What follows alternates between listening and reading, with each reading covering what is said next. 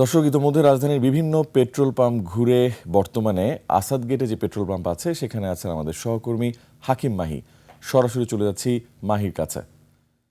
Mahi, petrol পাম্পগুলোর চিত্র কেমন দেখছেন? আজকে বৃষ্টি হয়েছে সন্ধ্যার পর থেকে আমরা জানি। পেট্রোল পাম্পের দীর্ঘ লাইন কি এখনো দেখতে পাচ্ছেন? রিয়াজ, আমি এই মুহূর্তে রয়েছি আসাদ গেটের যেই তালুকদার ফিলিং স্টেশনটি রয়েছে সেই ফিলিং স্টেশনে আমি মুহূর্তে রয়েছি। আপনি জানেন যে সেই প্রায় আড়াই ঘন্টা যাবৎ কিন্তু বৃষ্টি হচ্ছে। সেই 8:30 থেকে কিন্তু বৃষ্টি শুরু হয়েছে। এখন কিন্তু প্রচণ্ড বৃষ্টি হচ্ছে। সেই বৃষ্টির মধ্যে কিন্তু তারা দাঁড়িয়ে রয়েছেন এবং তারা লাইনে দাঁড়িয়ে রয়েছেন প্রায় 14 থেকে 15 ঘন্টা পর্যন্ত অনেকে কিন্তু লাইনে দাঁড়িয়ে রয়েছেন।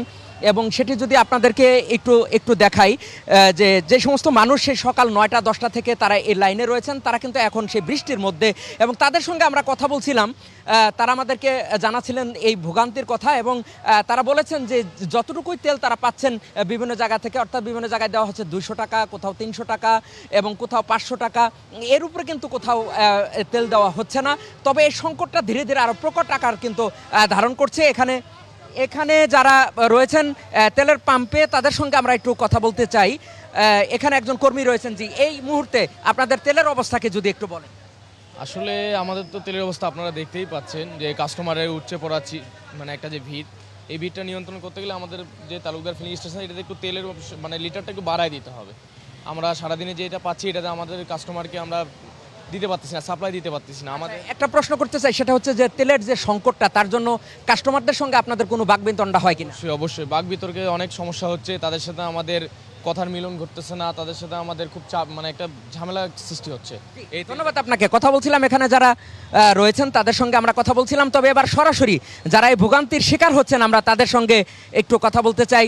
জি, আপনার সঙ্গে একটু কথা বলতে চাই। কয় ঘন্টা যাবত অপেক্ষা করছেন? 3-4 ঘন্টা যাবত অপেক্ষা করছি।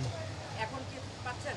হ্যাঁ, এখন পাচ্ছি আলহামদুলিল্লাহ। এই বৃষ্টির মধ্যে আপনাদের কষ্ট হচ্ছে না? অনেক কষ্ট হচ্ছে, কি করব, কিন্তু তেলের তো দরকার। ধন্যবাদ। আমরা কথা বলছিলাম এখানে যারা রয়েছেন সরাসরি তাদের সঙ্গে। এখানে আরো একজনের সঙ্গে কথা বলতে চাই। কয় ঘন্টা যাবত অপেক্ষা করছেন এই তেলের জন্য? কয় ঘন্টা যাবত? 5 ঘন্টা হয়ে গেছে। 5 ঘন্টা হয়ে গেছে। জি, এই মুহূর্তে অবস্থা কি, পাচ্ছেন কিনা? এখন যা চাহিদা তার মতো তা পাচ্ছি না। ধন্যবাদ আপনাকে। কথা বলছিলাম এখানে যারা রয়েছেন সরাসরি বৃষ্টির মধ্যে, আমরা তাদের সঙ্গে কথা বলছিলাম।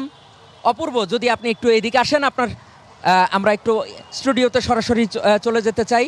রিয়াজ, আমরা কথা বলছিলাম এখানে যারা ভোগান্তির শিকার হচ্ছেন এবং সেই ঘন্টার পর ঘন্টা যারা লাইনে দাঁড়িয়ে রয়েছেন তাদের সঙ্গে আমরা কথা বলছিলাম।